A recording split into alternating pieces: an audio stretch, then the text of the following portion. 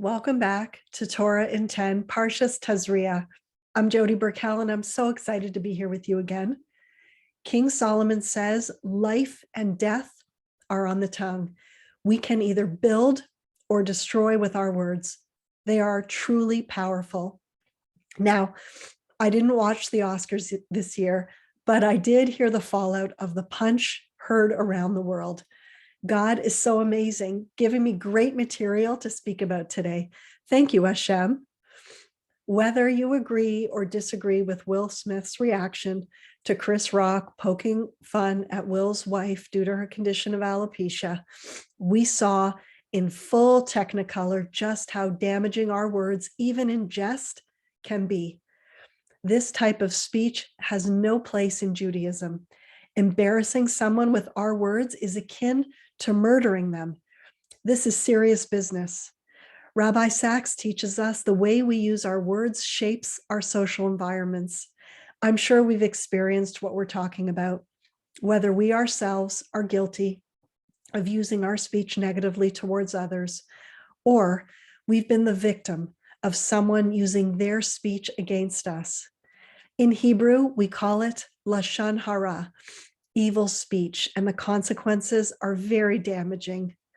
We know that in our homes, in our places of work, and in our communities, just how much we're affected by the words of those around us.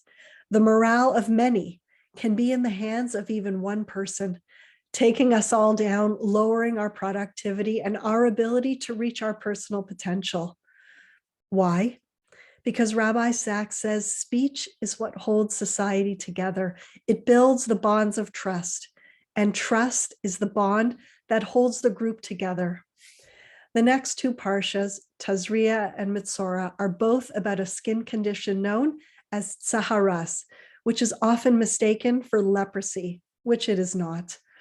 This condition afflicts the body, a person's clothing, and the walls of their home. So we can't make the connection to any illness today. The Torah speaks about this affliction in terms of purity and impurity. So we need to understand what it is so we can connect to it today. When the Torah speaks about tsaharas, we are taught what happened to Miriam after she spoke negatively about her brother Moses. She was struck with it for 7 days. Tsaharas was not an illness, but a punishment, a consequence. The Talmud says that Mitzorah means to slander. What happened when you got tsaharas? The most obvious sign was a whitening of the skin, similar to when you embarrass someone that their face turns white.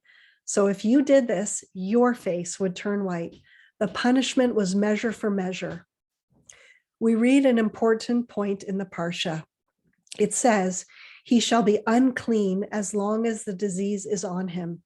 Being unclean, he shall dwell apart. His dwelling shall be outside the camp. This is surely a punishment for evil speech. Think about it. The Talmud has a simple explanation.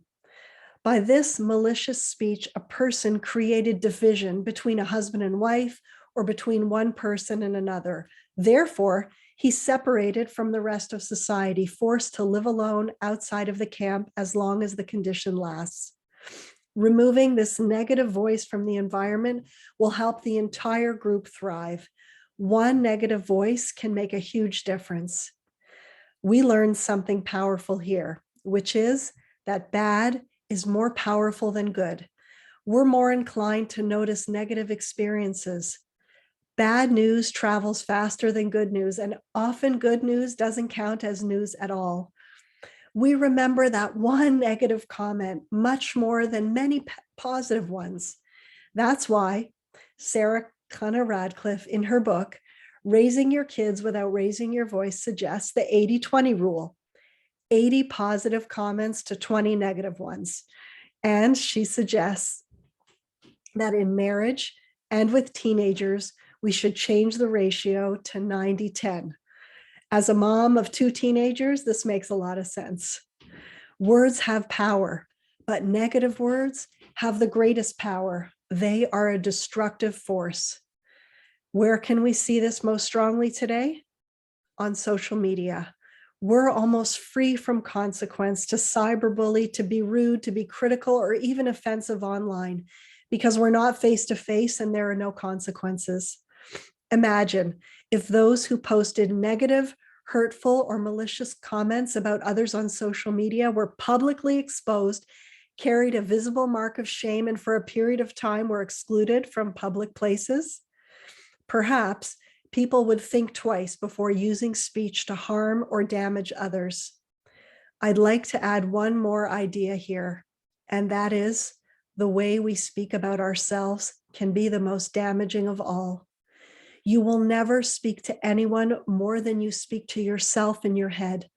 So speak to yourself kindly. Rabbi Sacks teaches us the way we use our words shapes our social environments. As Jews, we hold ourselves to a higher standard. A joke at someone else's expense is not a joke at all. In our relationships, let's choose to use our words to build people up. I suggest starting with ourselves. Wishing you all a Shabbat Shalom.